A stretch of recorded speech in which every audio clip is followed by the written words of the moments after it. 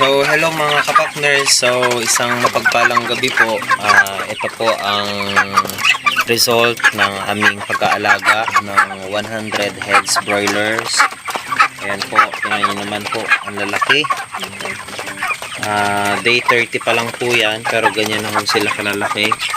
Talagang makikita nyo ho yung bunog, yung bilog ng katawan, at saka po yung sigla nila.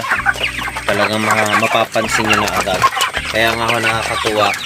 At dito po sa pag-aalaga namin na ito, ang bukod tangi lang po namin ginamit na vitamins ay yung tinatawag naming multi-V. Ayan. So kahit gabi, matakaw po sila. At medyo umakmamo sa panahon kasi ngayong December ay malamig. Kaya siguro po naging ganito